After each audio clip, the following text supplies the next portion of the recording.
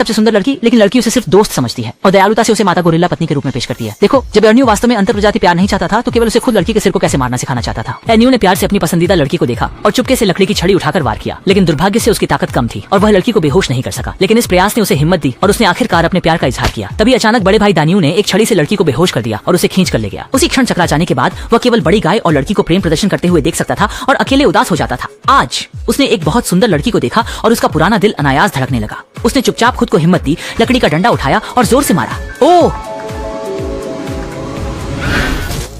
लड़की की मौत हो गई थी, लेकिन कपड़े की कमी और भोजन की कमी वाले आदिम कबीले में इसका मतलब अक्सर भर पेट खाना होता था और सब लोग तृप्ति से खाते थे। अर्न्यू ने चुपचाप इस स्वादिष्ट भोजन को मना कर दिया, जिसके परिणाम स्वरूप दूसरे दिन वह मछली पकड़ने नदी में गया, पर अफसोस वह मछली मारने की नोक को भी ठीक से पकड़ नहीं सका और दानियू ने एक बहुत बड़ी मछली पकड़ी। छोटी मछली, सुंदर लड़की उत्साह से उछलकर उसके पास चली गई, यहाँ तक कि उसने एक प्यारा सा चुम्बन भी दिया। इससे पता चलता है कि भोजन कितना कमी में था मजबूरी में। प्रमुख ने सबको लेकर शिकार पर निकलने का फैसला किया। दूसरे आदमियों के बीच दो बैल छोड़ा और कमजोर लग रहा था और कई बार वो पीछे हटने की कोशिश कर रहा था, जिससे प्रमुख गुस्से में एक गोली चलाना चाहते थे, उसे मार दो। जब सभी लोग शिकार की योजना पर चर्चा कर रहे थे, अचानक से एक सांप दोबारा से बाएं लीची के अंदर घुस गया और वह तभी कांपने लगा जैसे उसे पार्किंसन हो। अन्य लोग उसे अजीब तरह से देख रहे थे, बिल्कुल भी नहीं देखा कि एक मेमत उसके पीछे से गुजर रही थी।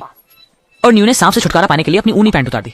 एकमात्र पैंट पहनने वाले आदिमानव के रूप में अर्न्यू को फिर से दानियू ने डांटा और उसकी माओकू फेंक दी। अर्न्यू ने माओकू का पीछा किया और चट्टान से नीचे गिर गया। जब लोग दौड़कर देखने पहुंचे तो पाया कि वह एक बड़े से मल ढेर पर गिरा था। अर्न्यू अनजाने में मल से एक खोपड़ी निकाल लेता है। लगता है उस जीव ने किसी इंसान को खा लिया था। फिर नेता ने सुझाव दिया कि फिर से छुओ, शायद कुछ मूल्यवान चीज मिल जाए। इसके बाद उसने एक माला, एक टूटी हुई भाला निकाला और इसके अलावा दो खोपड़ियां। लगता है इस जीव की भूख काफी अच्छी है। अर्न्यू को यह एहसास हुआ कि यह उनके बस की बात नहीं है, इसलिए वह मुड़कर निकलने की कोशिश करने लगा, लेकिन सामने से आ रही एक मेहमत से टकरा गया और वह मेहमत के पेट में समा गया। सबने मिलकर भाले फेंककर हमला किया और मेहमत को जल्दी ही मार गिराया और अर्न्यू को पीछे से बाहर खींच लिया। मामूद को मारने वाले योद्धा के रूप में दानियू वापस कबीले में आते ही सुंदर लड़की के साथ शादी कर लेते हैं, जबकि अर्न्यू उदास होकर गुफा के बाहर घूमते रहते हैं। तभी दूसरे कबीले का जासूस वहां पहुंचता है, पत्थर उठाता है और पीठ पीछे से हमला करने का मौका चाहता है, लेकिन अर्न्यू द्वारा गलती से फेंकी गई हड्डी से बेहोश हो जाता है। मुखिया, जो बहुत कुछ देख चुका है, एक नजर में पहचान जाता है कि यह बड़े कबीले का एक विशेष शक्तियों वाला व्यक्ति है। वह नियंत्रित कर सकता है, जानवरों को नियंत्रित करने की क्षमता है। उसका यहाँ आने का उद्देश्य जानना जरूरी है। जासूस को बांधने के बाद वह बहुत जिद्दी निकला, ये दावा करते हुए कि कोई भी आत्मा उसे कुछ नहीं उगला सकती। तब द्वितीय ने उसका उतार दिया। के लिए उसके पैरों के तलवों को पंख से गुदगुदाया। जिद्दी जासूस जल्द ही टूट गया। असल में वह तो जनजाति के मुखिया की हत्या करने आया था, ताकि बड़ा जनजाति आसानी से हमला कर सके। द्विनाओं को जासूस की रखवाली का काम सौंपा गया। सरल माइंडेड द्विनाओं जल्दी जासूस की विशेष शक्तियों को भूल गया।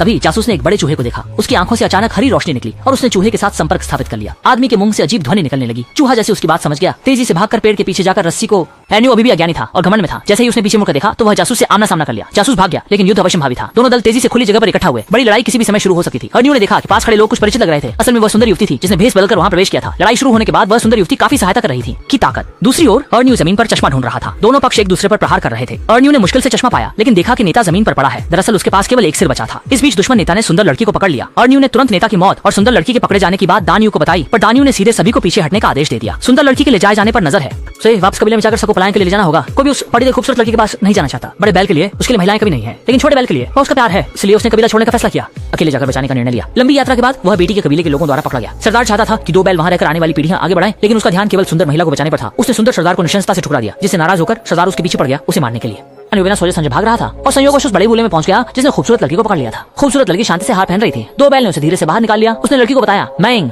उसे बचाने के लिए बहादुरी से आया। सोचा था कि वह उसके प्यार से प्रभावित होगी, लेकिन उसने जानकर चौंकाया कि सुंदर महिला को आपका यह और मजबूत जनजाति बहुत पसंद है, जहां उसे पेट भर खाना मिलता है। सच्चाई के प्रति निष्ठा दिखाने के लिए उसने जोर से चिल्लाकर अर्न्यू की मौजूदगी का खुलासा किया। अर्न्यू को भागना पड़ा। भागने के दौरान वह उसका पीछा करने वालों से मिला कि बेटी के कबीले का, और फिर से मिलता है स्थानांतरित हो रहे पुराने कबीले से। अर्न्यू रुक नहीं पाता और चट्टान से नीचे गिर जाता है। मरने से पहले वह समझता है कि उस भूखे मूल कबीले में उसका प्रेम